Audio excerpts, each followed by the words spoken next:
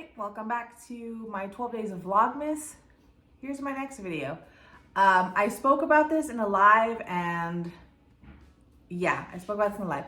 So I think enough time has passed that I can actually tell the story about this one. This was my first problematic customer that I ever had in doing my little sewing hobby thing that I do. Let me kind of set the premise here, time and place. I was still living in a duplex. So I was like, I want to say 20, maybe 21. I'll say probably 21. And I have like a couple profiles on this website called Model Mayhem at the time. I still do, but I only really use like my clothing designer or wardrobe stylist profile. Now it's just like another place just to network or get work from. But I still used it. And back then I was like a very, very, very heavy user of this platform. So one day on my clothing designer profile, I got a message from this girl and she was like, hey, I've been looking for a seamstress in the area. My other seamstress was an old lady, but she got too old and her hands just aren't working with her anymore.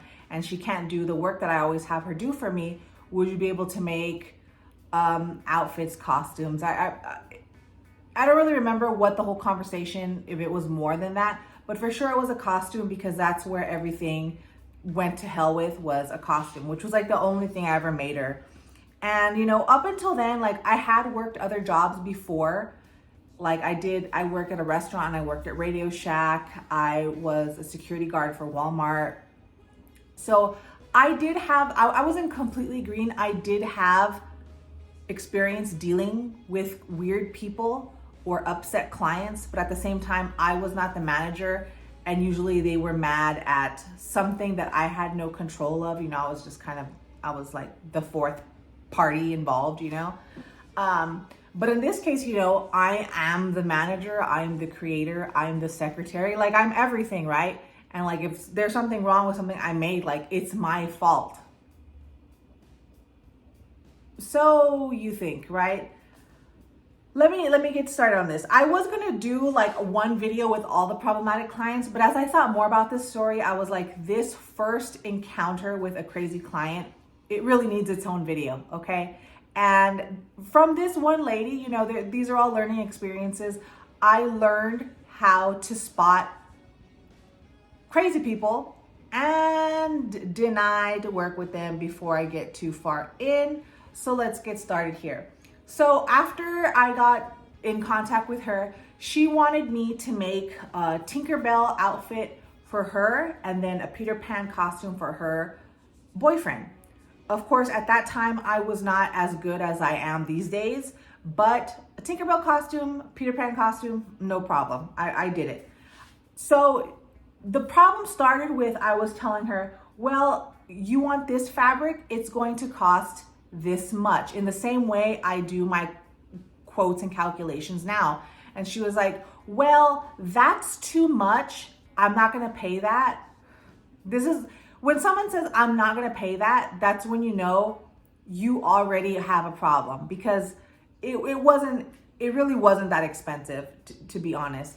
But she was like, well, and this with her, it was always like, I'm not going to do that. We're going to do this. And of course, being inexperienced with dealing with people and learning how to say no at that time, I did not have the mental maturity, capacity, experience to just say no to people. I was building clientele and I was trying to network at this time. So every little experience and interaction I could have with people, I would take, which of course is not good advice. Like if I could go back and tell myself then, I would have just suspended my account so she couldn't contact me anymore. Like, no, dude. So she was like, well, I'm not going to pay that. I only want to pay $20 per costume for everything. And that's how I want it. And of course, like I said, I didn't know how to say no. So I was like, okay, maybe I could work with that. And I was trying to think in my mind, well, it's super simple. Maybe I could get like $1 a yard fabric or something.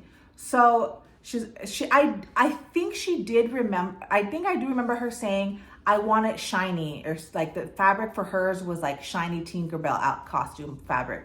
But what she wanted to pay for didn't fall in that budget. So as the creator, I took it upon myself to go to Walmart and just find like the cheapest green fabric I could use to make her Tinkerbell costume out of, which of course at the time, knowing what I know now, I should have done that again.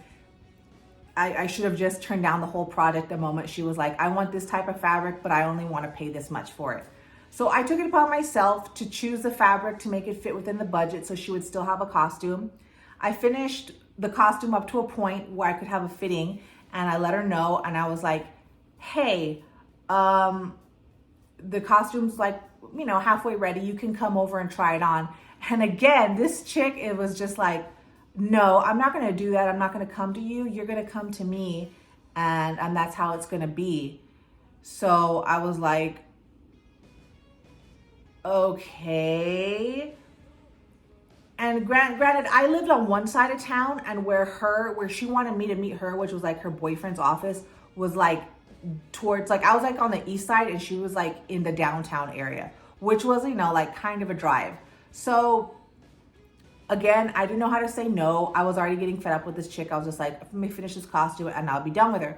So like an idiot, I drove over there and I met up with her boyfriend at his office, and he's, you know, doing his business or whatever. So I'm waiting for her. We had agreed on a time for her to come by and try on her costume. I'm waiting there a half hour. I'm an idiot, you know, I'm young and stupid. Like, what can I say? I mean, I'll talk shit about myself. I was so young and inexperienced. What an idiot I was. She never showed up. I'm calling her. I tell her boyfriend, she knows she's supposed to show up and meet me here, right? And he's like, yeah. Which the face he made tells me that she does this a lot. Like, she's just unreliable. So she didn't show up at all. And I was like, okay, I'm going back home. Like, I'm not going to wait, you know, 2 fucking hours for this chick to whenever she feels like showing up. Like the entitlement, right? So I go back home, and then she's like, hey, I don't even think she apologized. She was just like, hey, she called me back. When can you come? When can you come again for a fitting? And at that point, I was like, I put my foot down because I was already so irritated with this chick. I was like, look, you're going to come for this fitting, and that's it. Like, you're going to come.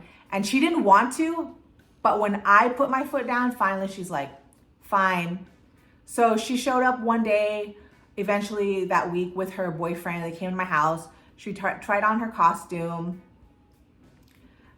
And actually, I can't remember look, I had to make this costume twice. Let me come to that. I don't remember if this was the final costume or the one still with the fabric that I picked out. But she came by, tried it on, you know, I fitted her. And I was like, okay. And he tried on his costume too. I know everything was like going fine.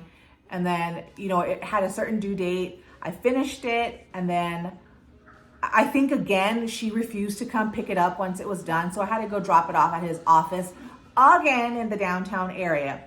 So she, you know, they paid me. I made like, dude, I think I made in total like maybe $23 for making these two people's costumes after, you know, you subtract materials and stuff, which was like nothing, right? I worked for maybe 50 cents an hour, like totally stupid, right? So Halloween comes. And I remember this story so well. It's so burned and ingrained in my mind pretty well, even though it was like almost 15 years ago, because this chick and the audacity, like just encountering first time things like that, you know, in your life, you know, like it burns in your brain, right? So I remember I gave her costume 4 or 5 days. I promise to God I remember it like this, 4 to 5 days before Halloween. On the night of Halloween, I had made myself my costume already. I was Sally Jupiter from Watchmen. I'm getting ready to go out with my husband. We're going to go party for Halloween with some friends. I get a call from her and she goes, I just want to let you know my costume was all wrong. It wasn't the right fabric and you have ruined my Halloween. And at that point, I was already building up like an intolerance, like, or whatever, to this chick's bullshit. So I was like, oh, okay. Sorry you feel that way. All right, well, I gotta go, bye. Like, I blew her off, right? It's like, what are you gonna ask for, a refund? I told her, I go, I gave you your costume 5 days ago and you're barely telling me this now. And I don't remember what she said, but I remember she said, you've ruined my Halloween, but I had told her, I gave you your costume 5 days ago. Why are you barely calling me today? So at that point, I went out to party. I had a really good time. I thought I was done with this bitch. And then I don't know if it was the next week or a couple days after Halloween, I get a call from her again. And she goes, well, you ruined my Halloween. And, I still want to get the costume that I paid for. Look, I'm going to go buy the fabric that I wanted. I'm going to bring it to you and you're going to make me the costume that I wanted and I'm not going to pay you again. You guys, you would think I would have just hung up then, right? But again, I'm a people pleaser at that point, inexperienced, stupid. I said, fine. Oh, I think this was the time when I put my foot down and she came to my house to try on the costume. I think, because I was already like getting tired of her shit, right? So again, there I go. I make this Tinkerbell costume. Second time around though, I knock it out faster than I did the first. I'm like, I just want this bitch out of my life. Not thinking that I could just say no, right? What? I could just say no, but I didn't. And I did the costume again, not her boyfriend's, just hers. So I did hers again for free. And again, another time I'm having another fitting with her, or maybe the first time when I made the costume with the wrong fabric, that's when she came to my house. But anyways, I tell her, okay, let's have another fitting. And she goes, I'm not coming to you, you're coming to me. So I go again to her boyfriend's office to wait for her like a fucking chump, right? And again, dude, the whole time I had been making both costumes for her, the only time she showed up to a fitting was when she came to my house.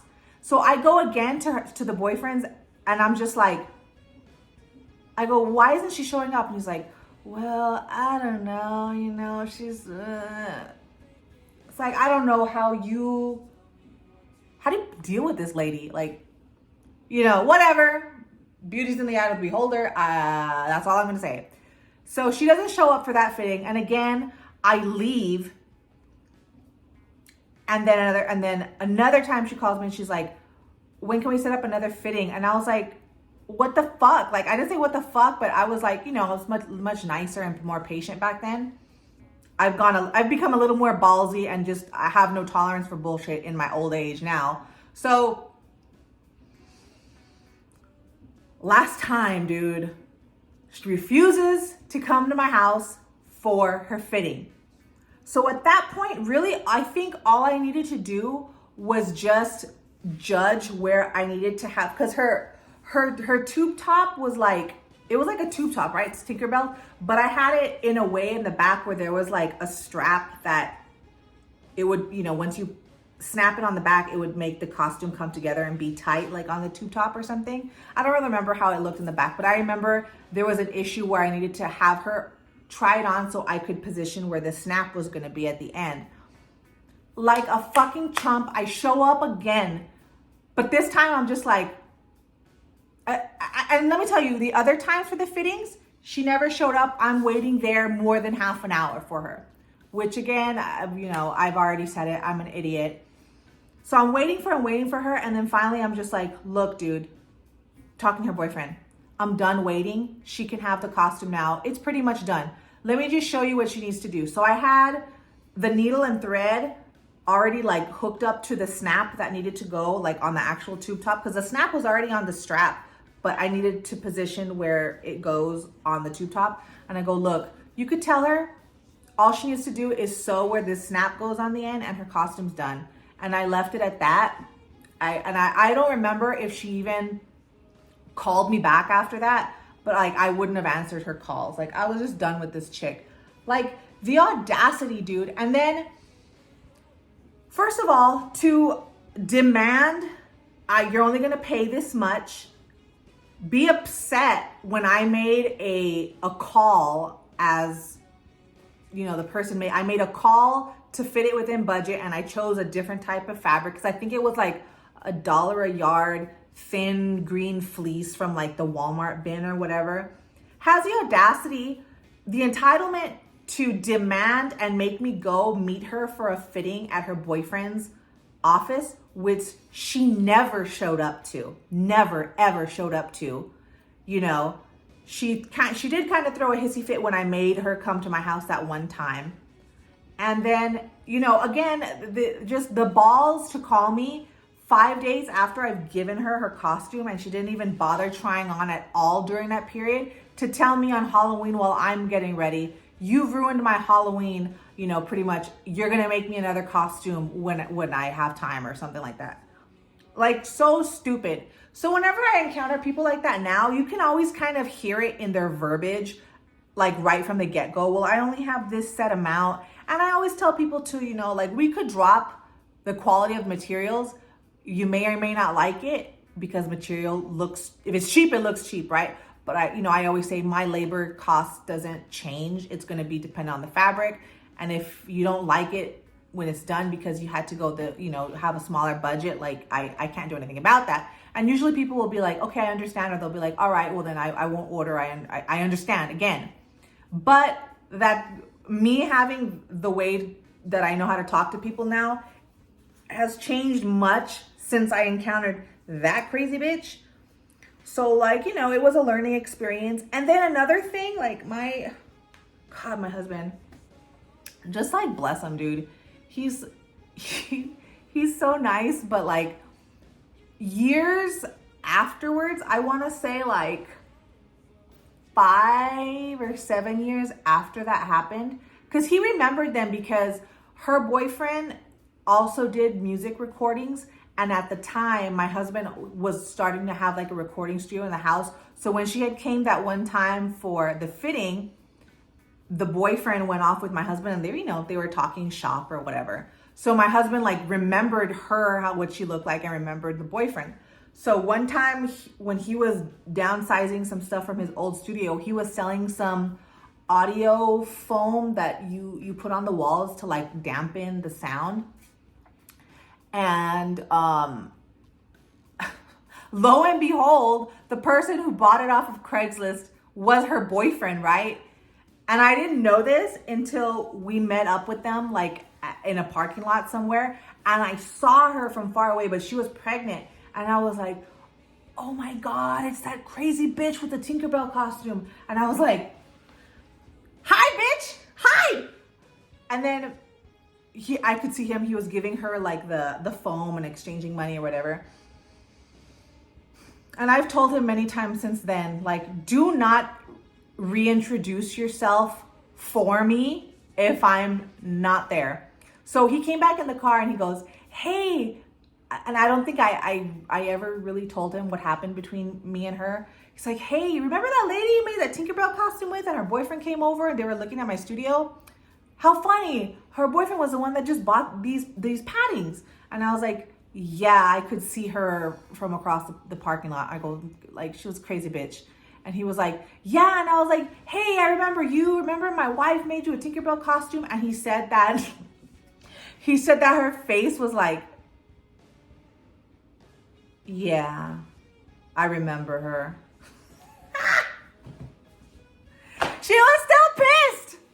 And I was just like, can you stop doing that, please? Like, stop trying to say, hey, you remember my wife did this? And he's done this a few times where I'm just like, dude, you need to stop doing that.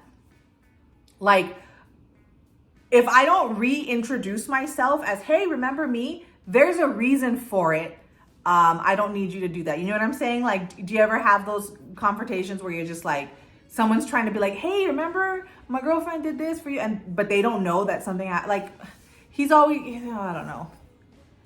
if you know what I mean, like if you know people like that, like you know how like annoying that can be, especially when you had not a good experience with the other person. And I'm sure like she got all pissed all over again because he said like her face just changed from like content, maybe happy, doing an exchange with money and the phone things, to just like, yeah, I remember. Yeah, so that was my first crazy client story. Like, just the audacity, but like, damn, dude, I was really dumb too. So I hope that was kind of informative if you choose on dealing with people on your own ever. Don't be afraid to say no. No is not a bad word. No will save you a lot of grief and trouble in the future with, you know, just people you cannot please, cheap people. So yeah, I'll let you guys go. Have a good one. Bye-bye.